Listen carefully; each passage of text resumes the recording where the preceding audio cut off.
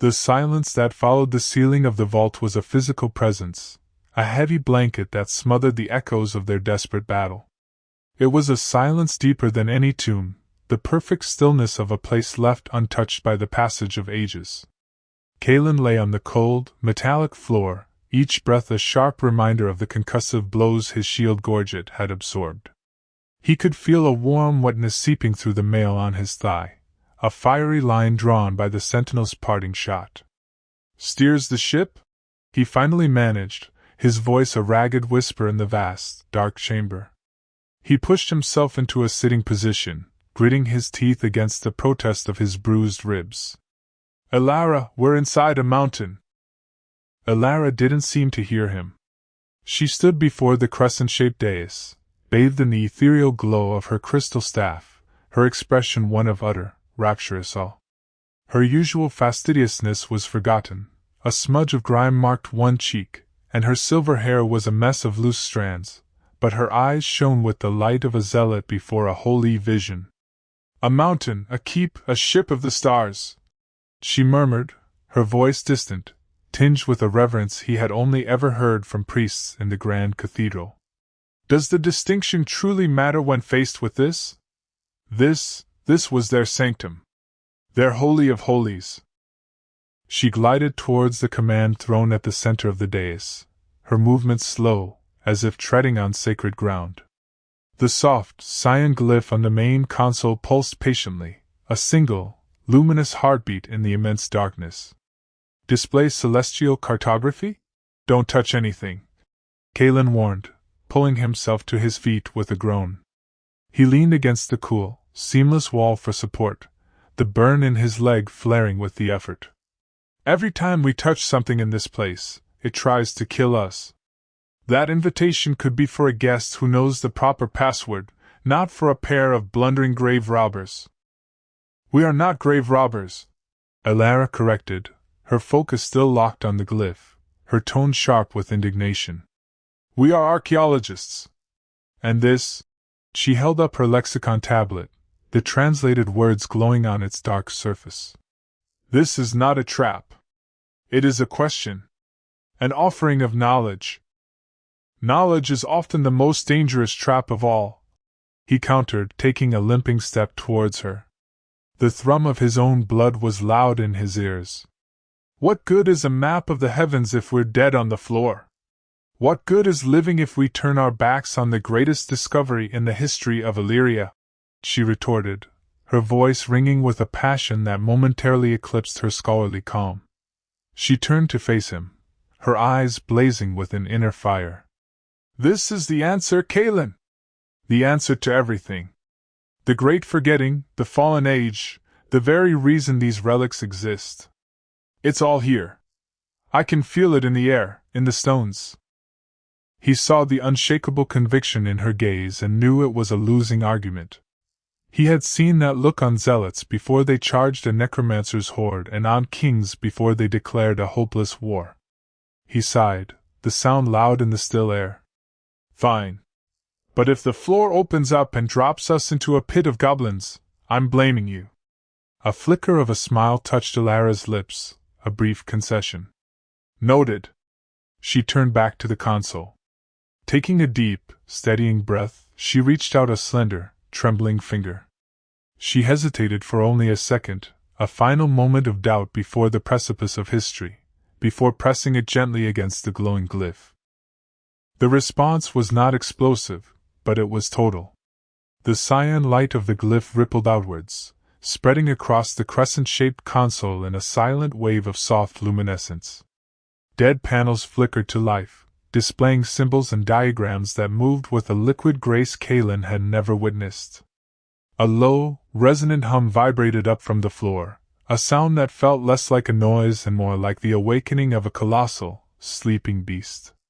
The air, once stale and dead, now crackled with a nascent energy, making the fine hairs on their arms stand on end.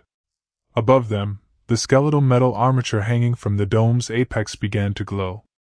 A single beam of pure white light, no thicker than a spear shaft, shot down from its core, striking the empty air directly in front of the command throne.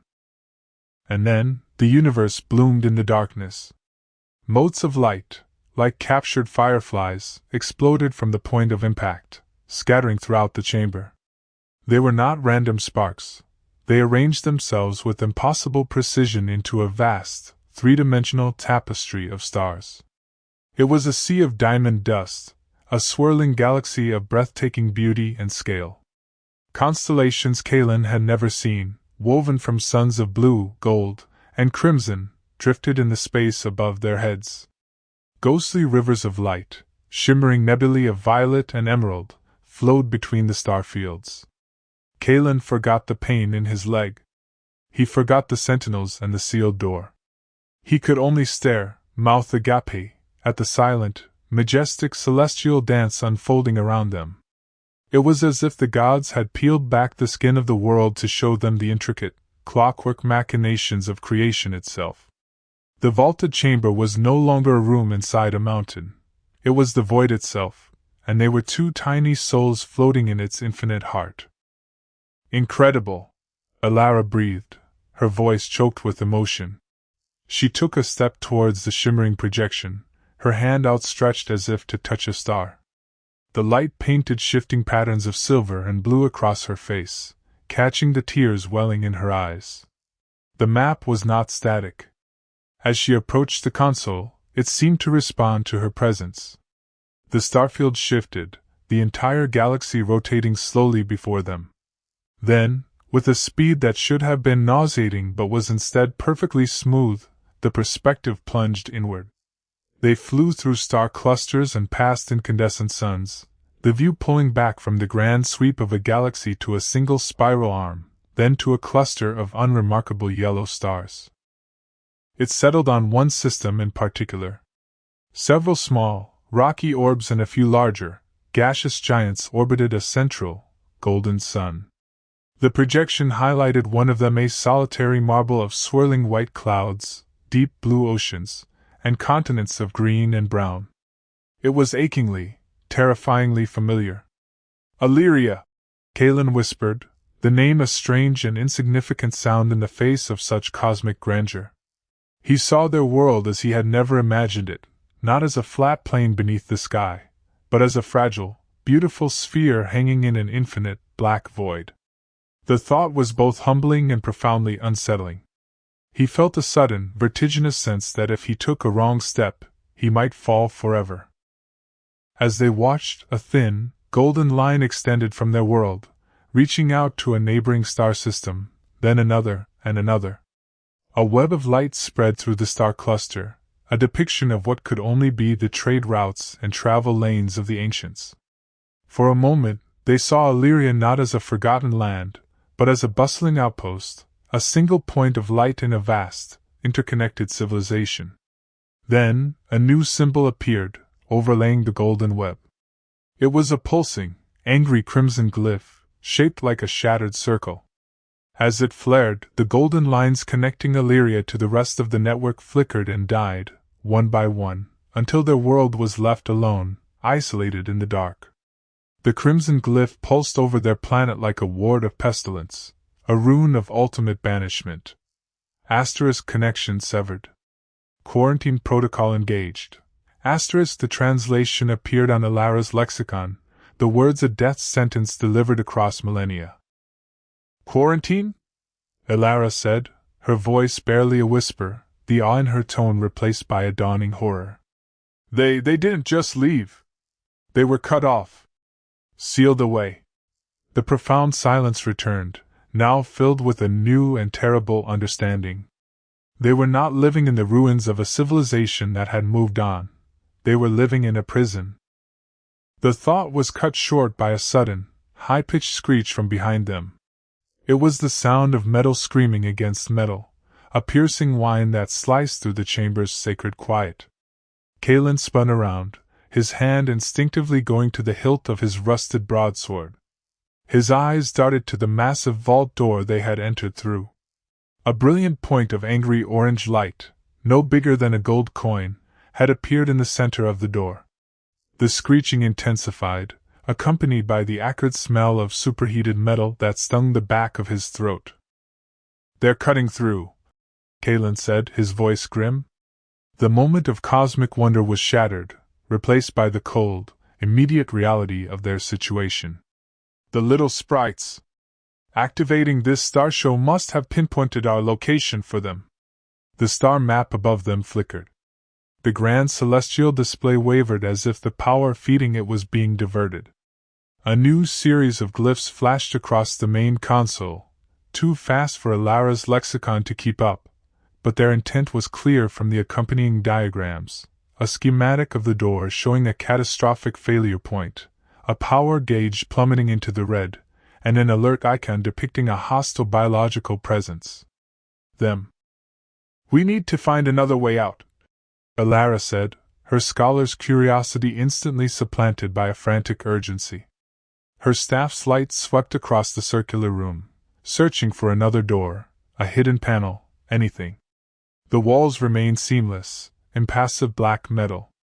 There isn't one, Kalen grunted, limping towards the throne. The pain in his thigh was a sharp, insistent drumbeat. If he had to fight, he needed to be able to stand. This is a command room. A bridge. They're designed to be fortresses, not thoroughfares. He ran a hand over the arm of the command throne, his fingers tracing the strange, cool metal. His knuckles brushed against a nearly invisible seam. Curious, he pressed it. With a soft hiss, a panel slid open on the side of the throne's base, revealing a recessed compartment. Inside, resting in fitted, foam-like material that had not decayed in 1,000 years, was a stark white metal case, about the size of a loaf of bread. Kalen pulled it out. It was light, and a simple latch held it closed. He flicked it open. Within lay not jewels or weapons, but an assortment of peculiar items. There were several silvery, metallic pouches containing some kind of thick, translucent salve, a small, cylindrical device that hissed with a cold mist when he picked it up, and a roll of shimmering, fabric-like material that felt both soft and incredibly strong. It was a healer's kit, but one that operated on principles far beyond poultices and stitches. Alara, look, he said, pulling out one of the pouches.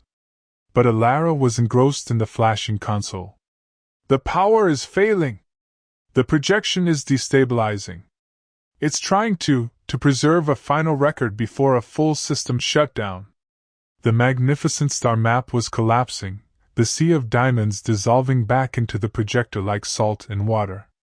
But on the main console screen, a single, detailed map remained, a cross-section of the mountain keep itself. It showed their location, a blinking cyan dot in the command core, and the swarming red dots of the sentinels pressing against the vault door. It also showed something else. A single, thin, green line snaking down from their chamber, deep into the mountain's foundations. It terminated at a small, separate chamber labeled with a single glyph.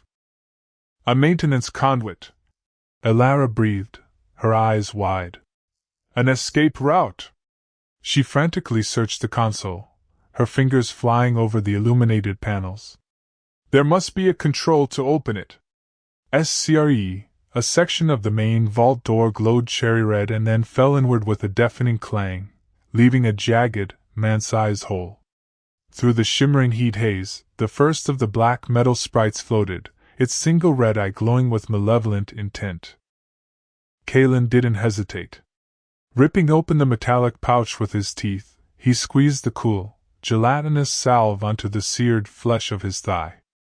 The pain was instantly, shockingly gone, replaced by a strange, tingling numbness. He slapped the shimmering bandage over it, which adhered to his leg as if it were a second skin. It was the work of a moment, a miracle of ancient medicine. Another drone floated through the hole, and then a third. They fanned out, their low, whirring engines the only sound besides the groaning of the dying console. Alara! Kalen yelled, grabbing his sword and the white cylinder from the kit. Whatever you're going to do it now! The last vestiges of the celestial map above them vanished in a final, silent implosion of light, plunging the room back into a Stygian darkness. The only illumination now came from Ilara's frantic spell light reflecting off the console, and the hateful red eyes of the encroaching sentinels. The heart of the mountain had shown them the universe. Now, its antibodies were coming to purge the infection,